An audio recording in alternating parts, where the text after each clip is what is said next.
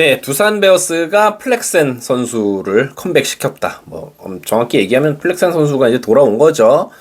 플렉센 같은 경우에는 2010년도에 굉장히 좋은 모습을 보여주기도 했었던 선수인데 이 선수가 돌아옵니다. 그러면서 살짝 배가 아프다.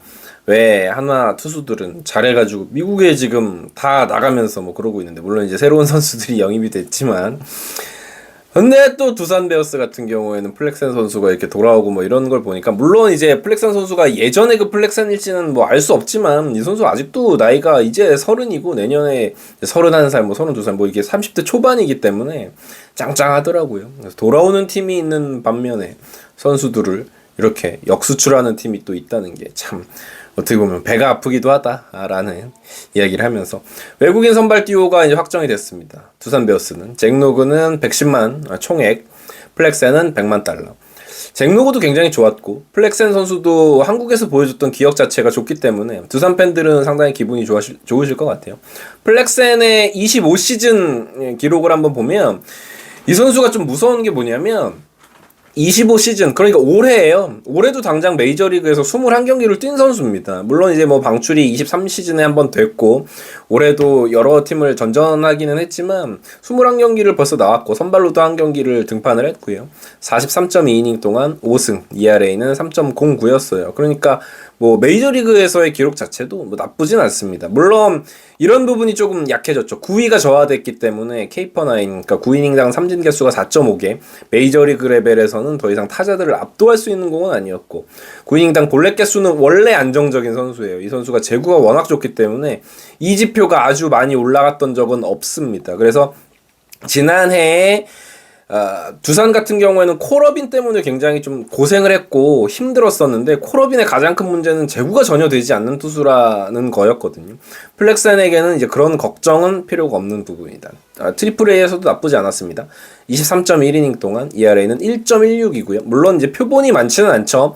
워낙 팀을 옮겨 다니고 이랬었다 보니까 이런 부분이 있었는데, 트리플 A 레벨에서는 9이닝당 탈삼진 개수가 나쁘지 않았고, 역시나 볼넷 개수가 안정적으로 요 정도를 유지를 해주는 선수다라고 보시면 될 것 같아요. 평균 구속 자체가 KBO 시절보다 소폭 감소했다. 이제 91마일대 정도에서 형성이 되었다라고 하더라고요. 그러니까 아무래도 이 선수가 메이저리그에 가자마자 상당히 잘했었거든요. 좋은 모습을 보여줬는데 이후에 기량 하락이 조금 있었어요.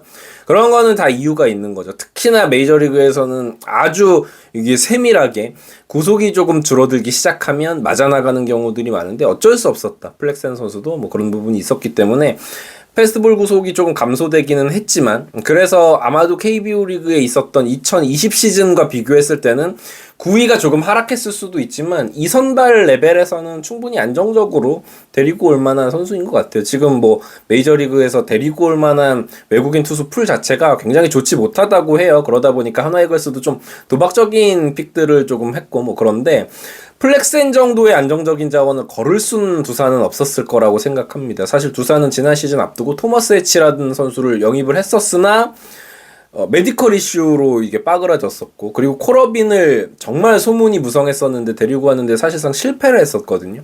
그런 걸 따지면 플렉센 카드는 내년은 두산 베어스가 뭔가 진짜 윈나우를 외치고 나가고 있는 상황에서 플렉센 정도의 카드는 없다고 보는 게 맞는 것 같습니다. 플렉센의 KBO 시절 기록 한번 살펴보시면 21경기 나왔었고요. 116.2이닝 동안 8승 기록했었고 ERA 3.01, WHIP 1.09. 이 WHIP 지표가 굉장히 안정적인 투수죠. 이때 당시에는 플렉센은 사실 KBO 레벨에서는 칠 수가 없는 투수였습니다. K-per9 9이닝당 탈삼진 10개가 넘었고 볼넷도 2.3개, 굉장히 안정적인 피칭을 했던 선수입니다. 거기에다가 잭 로그 선수를 재계약을 했습니다. 잭 로그가 조금 평가 절하되는 부분이 있는데 잭 로그 저는 굉장히 좋은 투수라고 생각합니다. 특히나 좌타자들이 잭 로그의 공을 치기가 너무 힘들어요. 한화도 잭 로그에게 굉장히 많이 당했었는데 여러 가지 일들이 있었죠. 도루를 한 이닝에 5개 했던 경기도 있었지만 대체적으로는 잭 로그에게 좀 힘들었어요. 특히 이제 좌타자들이 타석에 들어서면 공이 너무 멀리서 오고 바깥쪽으로 휘어져 나가는 각도가 대단하기 때문에 25시즌 잭노그의 기록은 30경기 176이닝, 이닝 소화도 굉장히 좋았던 선수고, 뭐 승수야 뭐 두산 베어스가 지난 시즌 그렇게 수비도 좋지 못했고 공격도 그렇게 강력했던 팀은 아니기 때문에, 그런데 ERA가 2.81, WHIP도 1.05, 상당히 위력적인 투수였고, K퍼9 8.0이고 이 볼넷 지표가 굉장히 좋죠. 네, 9이닝당 볼넷 개수가 사실은 1.99예요. 반올림에서 제가 2.0으로 써놨는데, 볼넷을 웬만하면 내주지 않는데 바깥쪽 제구, ABS 존을 공략하는 제구 자체가 좋은 선수이기 때문에 잭노그를 많이들 이 선발로 충분하다고 얘기하시는데, 저는 투수 WAR KBO 전체 6위였거든요. 이게 와이스보다 하나 밑이었어요. 와이스도 사실 1선발급이잖아요. 폰세가 있었으니까 그랬지. 잭노그는 충분히 1선발급 역할을 해줄 수 있는 선수라고 저는 생각을 해서, 두산 베어스의 이 플렉센 잭노그는 좀 한화 이글스 팬 입장에서는 걱정이 되기도 하면서 좀 부러운 부분도 분명히 있습니다.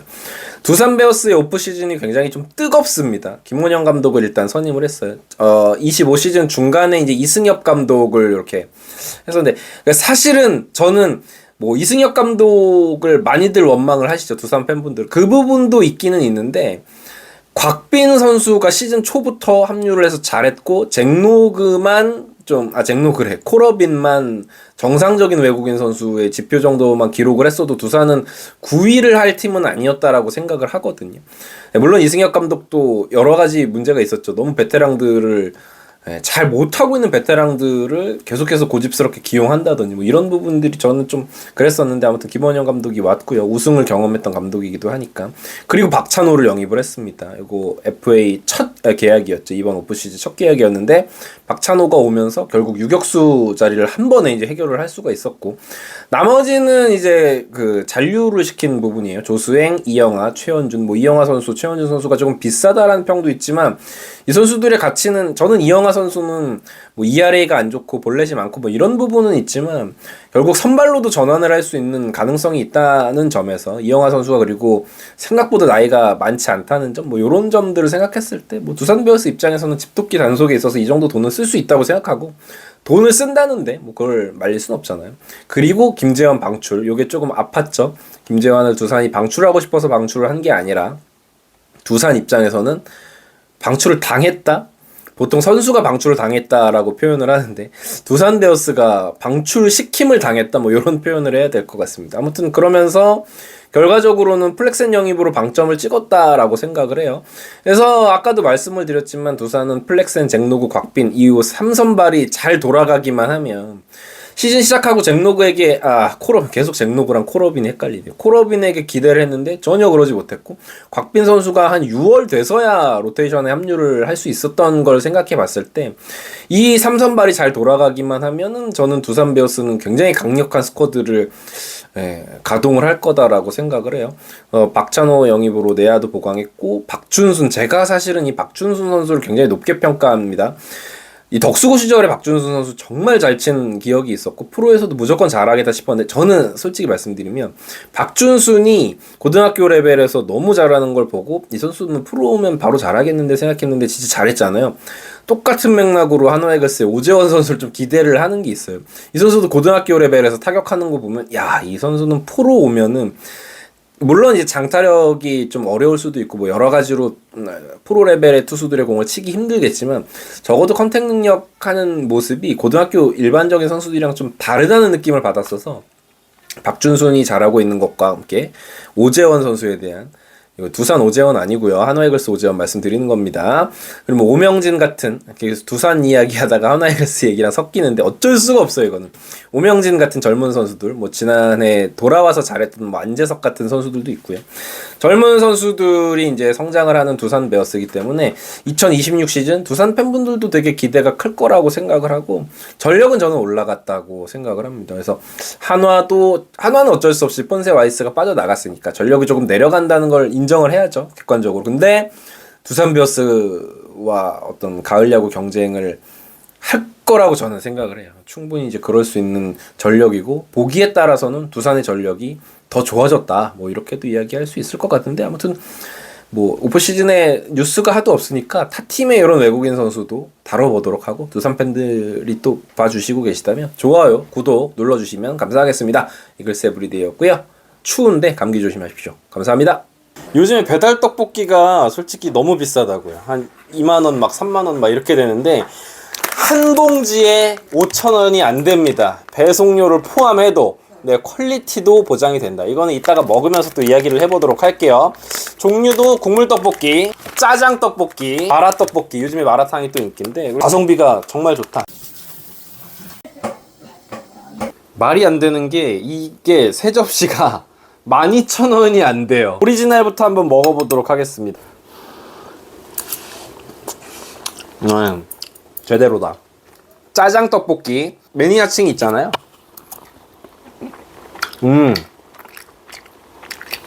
맛있다. 그리고 요즘 대세 마라맛. 저는 마라탕을 되게 좋아해가지고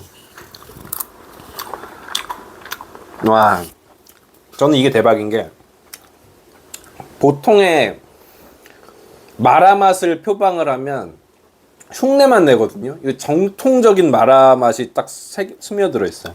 저는 그렇다 치는데 그러면은 어른분들 입맛은 어떨지 60대 저희 장인어른 한번 모셔봤습니다. 아버님 여기 오리지널 떡볶이 한번 먹어보도록 하겠습니다. 일반이니까 그냥 요거는 짜장? 마라. 냄새가 확 납니다. 여러분 걱정하지 말랍니다. 너무 맛있어요. 너도 한번 먹어볼래?